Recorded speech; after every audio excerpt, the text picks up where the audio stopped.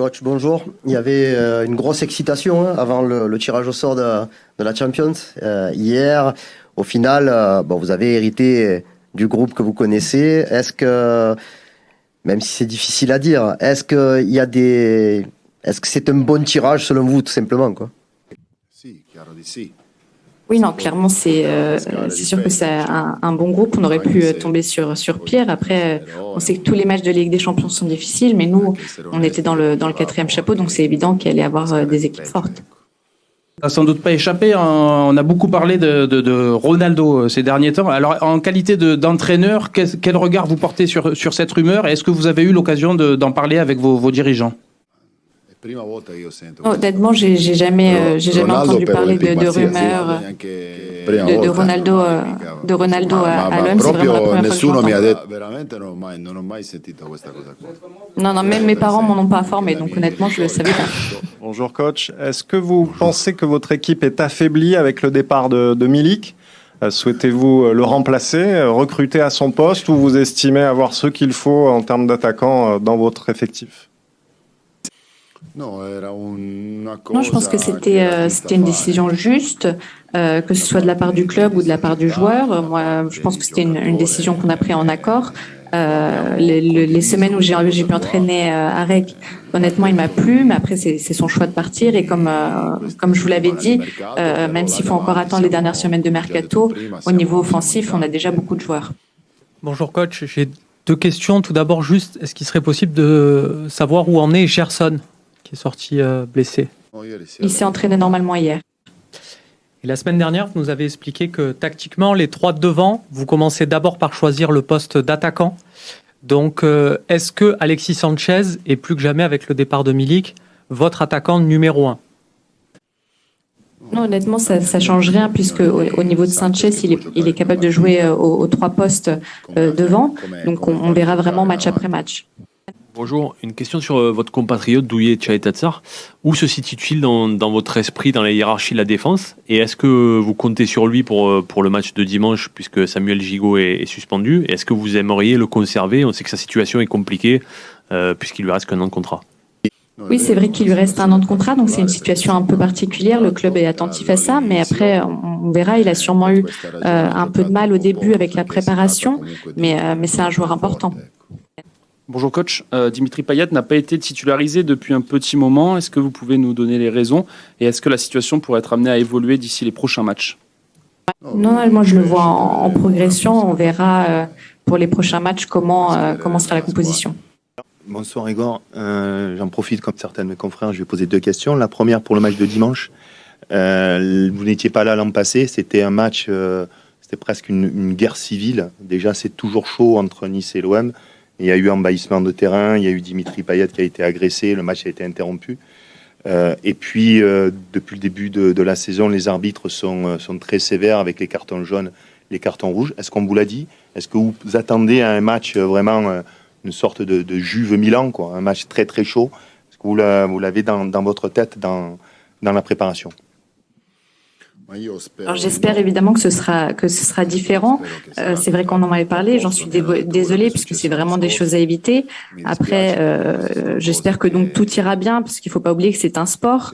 Donc j'espère que tout le monde sera à la hauteur, les arbitres, les joueurs, les supporters. Et c'est vrai que même s'il y a de la rivalité, il faut vraiment réussir à garder la tête froide puisque c'est avant tout un spectacle. Il faut pas oublier qu'il y a des familles qui viennent avec leurs enfants. Donc j'espère vraiment que tout se passera pour le mieux. Deuxième question, Igor, c'est en ce qui concerne votre mode de fonctionnement sur les rotations.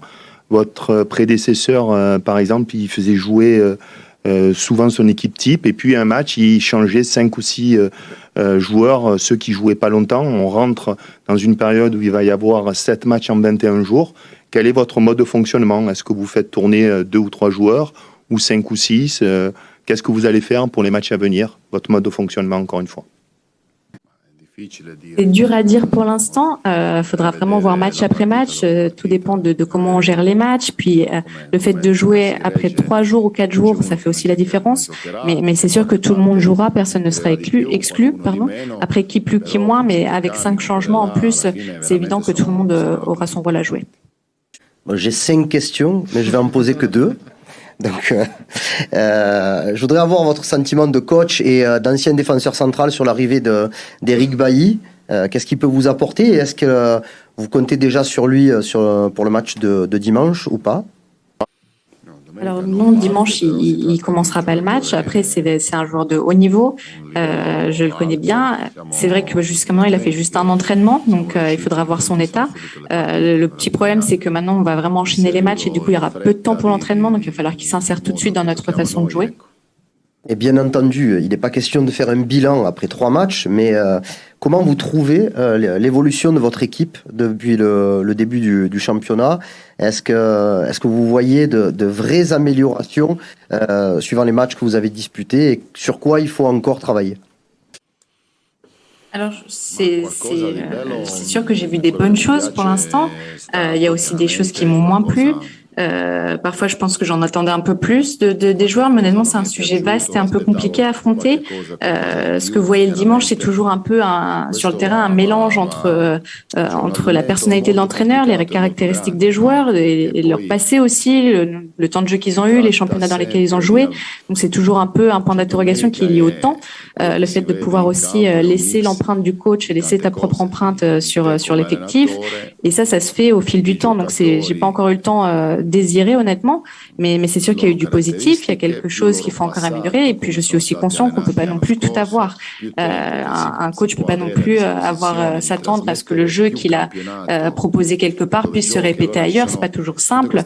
Et puis je pense qu'il faut pas que ce soit toujours le coach qui doit absolument s'adapter à l'équipe ni l'inverse. Il faut trouver un juste terrain d'entente. Donc c'est quelque chose encore à voir et c'est sûr qu'au niveau du pourcentage, combien doit s'adapter le coach, combien doit s'adapter l'équipe, c'est encore une question en suspension.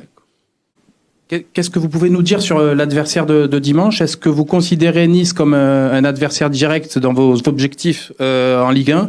Et un petit mot peut-être sur l'horaire aussi, assez inhabituel.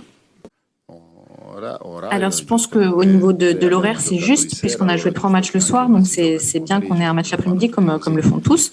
En ce qui concerne Nice, c'est un club qui a beaucoup investi, qui a des joueurs forts. Donc, je pense que c'est très stimulant d'affronter une équipe comme ça. Après, il faut pas oublier que 3 points, que ce soit ce week-end ou le week-end d'après, c'est toujours 3 points à prendre. Les 3 points, ça change pas. Donc voilà, on verra. Mais moi, j'ai toujours aimé les matchs comme ça, même quand j'étais un joueur. Je trouve ça toujours très stimulant et donc j'espère que mes joueurs auront le bon état d'esprit. Bonjour coach. Les supporters français et les supporters marseillais ne vous connaissent pas encore vraiment. Moi, j'aimerais que vous me racontiez un épisode de votre vie. J'ai vu que pour la Coupe du Monde 98, vous étiez un petit jeune et vous aviez été dans le groupe avec la Croatie. Vous êtes venu en France, pas à Marseille d'ailleurs, vous avez joué partout, mais... Et j'aimerais que vous nous racontiez cette expérience de votre Coupe du Monde en France quand vous aviez 20 ans, que vous étiez un jeune joueur.